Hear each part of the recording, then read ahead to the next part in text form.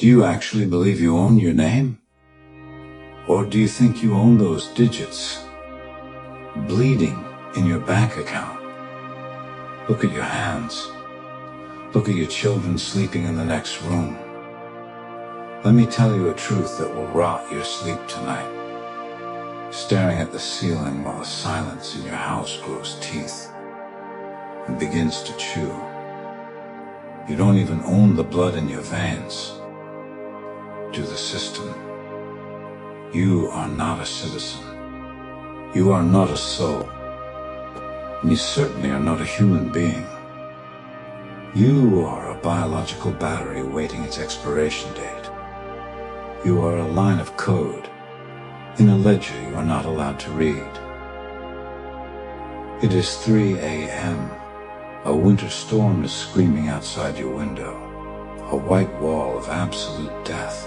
The wind is howling like a wounded animal, clawing at the glass. Inside, your 3-year-old daughter is shivering in her bed. You see her breath in the living room, a tiny, fading cloud of white mist in the dark. It is the only sign of life in a house that is rapidly turning into a tomb. You walk to the wall. You reach for that glowing plastic god, the thermostat. You want just 5 degrees of mercy, just enough to stop her small hands from turning blue. But the screen pulses with a cold, mocking blue light of its own. Access restricted. Carbon quota exceeded. Try again in 24 hours. You click it again. Your fingers are numb, fumbling with the touchscreen. Social credit insufficient. Compliance audit pending. It is not a glitch. It is not a technical malfunction. It is a remote-controlled execution of your parental dignity. You stand there, a grown man, a homeowner, a taxpayer, and you realize you have been castrated by a line of code written by a boy in a glass tower 5,000 miles away, who thinks your child's warmth is an unnecessary emission. In that moment, you are not a rebel. You are not a hero. You are just a well-fed lab rat, watching the lights go out in the maze. Civilization began when Prometheus stole fire from the gods. That was a man's act. It was dirty, it was dangerous, and it was absolute. For thousands of years, fire was physical. If you had wood, if you had coal, if you had a match, you had the power to survive. The lords, the kings, the dictators, they could not track every log you burned in your hearth. They could not remotely extinguish your candle because you whispered the wrong word in the marketplace. That was the definition of ownership. The physical ability to exist without seeking permission from a central authority. But the masters of this century performed a masterpiece of reverse engineering on your soul. They realized they did not need to take your fire. They just needed to make it conditional. They moved your survival from a physical asset in your cellar to a digital permission in the cloud. And just like that, you ceased to be a human being. You became a tenant of your own existence. You no longer own the warmth in your bones. You subscribe to the right not to freeze to death. And the terms of that subscription, they are hidden in 10,000 lines of legal filth that you clicked "I agree to" because you wanted a faster way to order a pizza or a cheaper way to watch a movie. You traded your fortress for a cage, and you did it for the sake of convenience. Let's talk about Rome. The emperors gave the mob bread and circuses. It was honest bribery. If you wanted to eat, you cheered for the slaughter in the arena. It was a simple contract written in blood. But today's masters are much more sadistic. They invented the digital Panopticon. They do not give you bread. They give you a carbon credit. They do not give you a circus.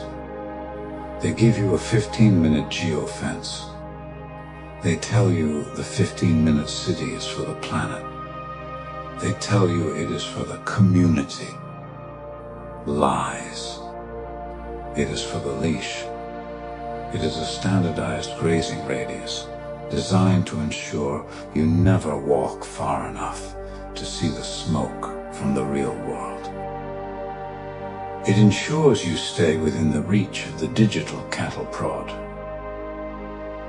You think the fence is for your safety? Ask the cows in the slaughterhouse what the fences are for. Ask them if the farmer loves them because he feeds them every morning. The farmer does not love the cow. He is just protecting his investment until the day of the harvest.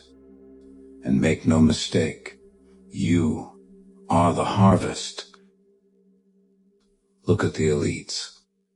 Look at the ghouls in Davos and the nihilists in Silicon Valley. They scream at you to eat insects and synthetic paste, while they chew on dry-aged Wagyu in private clubs. They demand you give up your car, your freedom of movement, and your toxic lifestyle, while their private jets laugh at your carbon footprint from 30,000 feet in the air. Why are they buying thousands of Irish acres? Why are they building independent estates in Hawaii?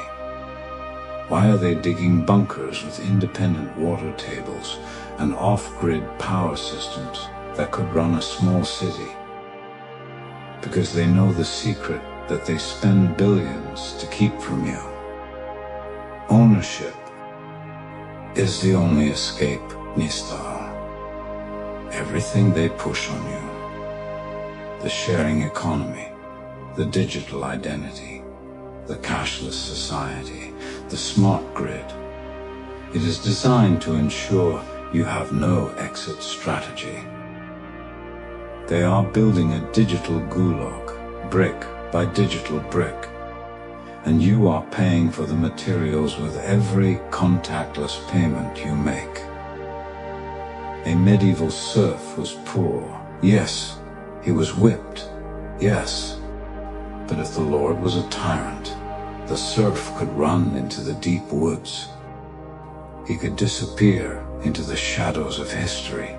He could find a piece of earth that the king did not map. In a digital feudalism, there are no woods. The woods have been mapped, tagged, and monetized.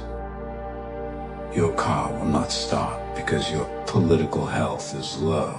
Your door will not unlock because you used an unapproved phrase in a private message to your brother.